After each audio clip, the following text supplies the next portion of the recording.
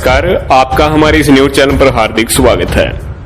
Bharatiya Janata party के कदावर नेता और मोदी और शाह के टीम के अहम सदस्य और वर्तमान में प्रदेशाध्यक्ष पद पर रहे एक बड़े नेता ने भाजपा को भी छोड़ दिया और प्रदेशाध्यक्ष पद से भी इस्तीफा दिया है।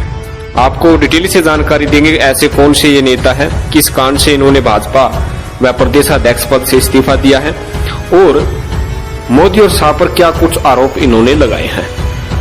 आपको बताया कि जैसे ही कोई बड़ी इन्फॉर्मेशन आती है तत्काल इस न्यूज चैनल पर आपको जानकारी दे दी जाती है। अगर आपने हमारे इस न्यूज चैनल को सब्सक्राइब नहीं किया तो अभी कर लीजिएगा। आपको पता है कि कोविड-19 का कहर पूरे भारत में फैला हुआ है। जिस प्रकार से मोदी की कार्यशैली पर अब सवाल उठने लगे हैं, कहीं न कहीं भाजपा सरकार कटघरे में खड़ी हो रही है। विपक्ष अच्छी प्रकार से अपना कार्यदायित्व निभा रही है।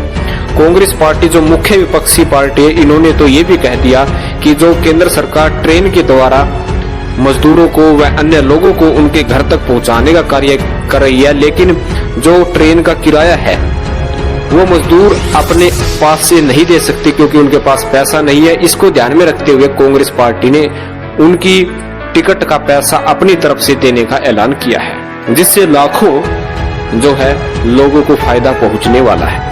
लेकिन इसी बीच भारतीय जनता पार्टी के कदावर नेता और वर्तमान में जो प्रदेशाध्यक्ष पद पर विराजमान थे, उन्होंने सीधे तौर पर मोदी और शाह पर इल्जाम लगाया है। उन्होंने कहा है कि केंद्र सरकार ने कोविड-19 पर अच्छी प्रकार से कार्य नहीं किया है, जिसके कारण उन्हें मजबूरन होकर पार्टी और प्रदेशाध्यक्ष पद से इस्तीफा देना पड़ रहा है। आपको बता दें कि लद्दाख के जो है कदावर नेता और लद्दाख क्षेत्र के प्रदेशाध्यक्ष श्री दोरजे ने अपने पद से भी इस्तीफा दिया है और अपने पार्टी से भी इस्तीफा दिया है और सीधे तौर पर उन्होंने ऐलान किया है कि लद्दाख में 20,000 लोग हैं जो लॉकडाउन के दौरान विभिन्न जगहों में फंसे हुए हैं, जिसमें मरीज भी हैं, श्रद्धालु भी है, छात्र भी है, लेकिन प्रशासन की तरफ से कोई कार्रवाई नहीं की जा रही है।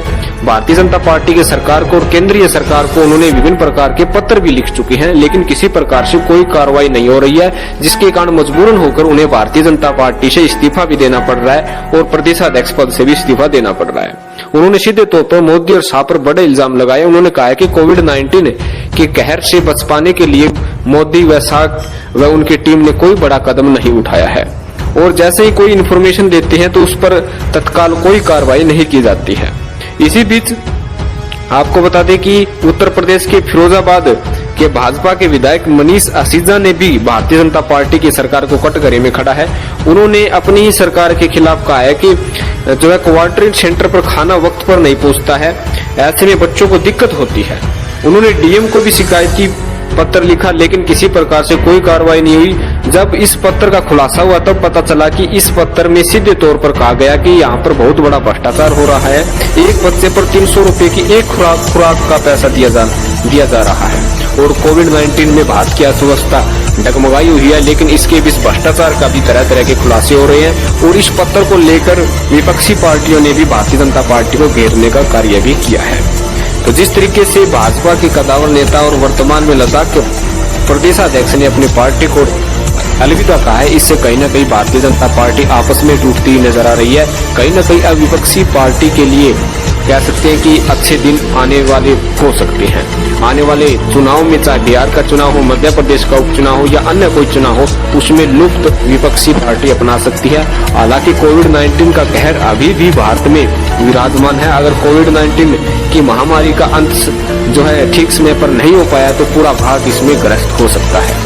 तो देखने वाली बात होगी कि भारतीय जनता पार्टी कब समय रहते इस पर ध्यान लगाती है, कब इसके लिए जो है सुचारू रूप से कार्य करती है, ये देखने वाली बात होगी। इस मुद्दे पर यदि आप कुछ कहना चाहते हैं तो जरूर कमेंट कीजिएगा। धन्यवाद। जय हिंद, जय भारत।